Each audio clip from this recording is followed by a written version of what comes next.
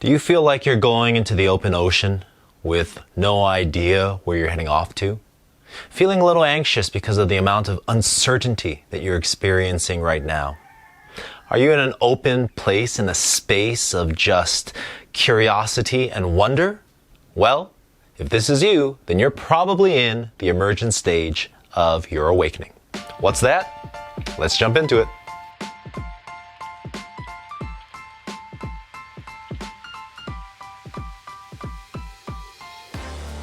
Welcome back, Adepts and Initiates. If you haven't yet, go ahead and click the subscribe button so you can stay in constant contact and communication with all of the content coming out on this channel. All right, so the awakenings, as we were talking about, we've got 4 stages in them. If you haven't yet, then check out the video on initiations and reckoning, stages 1 and 2, because today we're going into stage 3. In my opinion, this is the most fun stage. While it can be a little unnerving and can be met with a lot of uncertainty for many people, this is an open space of pure potentiality where we get to drop into who we truly are becoming rather than necessarily who it is that we have been. In this 3rd stage then, the emergence as it's called, is a wonderful stage to really get to know me, get to know all about me.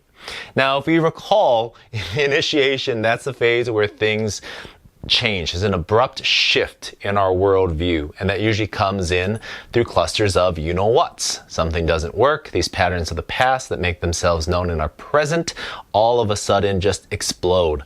And that leads inevitably for us then moving into the 2nd stage. As we acknowledge that these patterns are happening, then we also have decisions to make and responsibility to take. And in this dynamic within the reckoning stage 2, as we take that responsibility, as we start to make new and renewing choices, then we move into this open space of stage 3. The emergence. Now, the emergence is where we really get to know more about ourselves, because largely in stages 1 and 2, we're dealing with our own personal identity.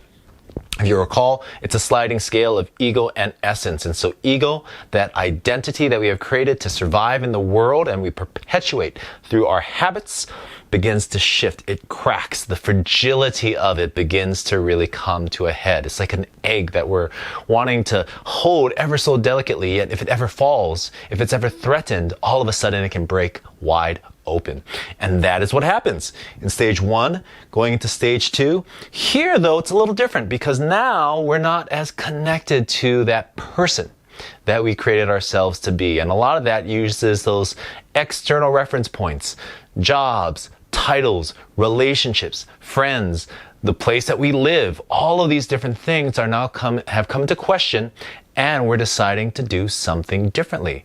What is that? Well, in the emergence stage, we're getting to know a deeper, more authentic, real version of who we are. We're sliding on that scale, going from ego and further in the direction of our essence. And that is a powerful thing, because what we discover is that there's more to us than we ever really knew.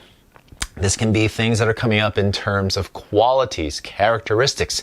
This could also be things in terms of personal narrative and stories, trauma. All these things really start to emerge. And so one of the things about that is on the opposite end of this, as we go into stage 4, is a deeper, broader, more robust relationship that we have within. And in doing so, what can happen is that we really get connected to the truest parts of ourselves. As we talk about this concept of a genius, for example, what is genius? The fullest expression of ourself. A lot of that comes out in the emergence stage, because we are now doing things differently because we are being different.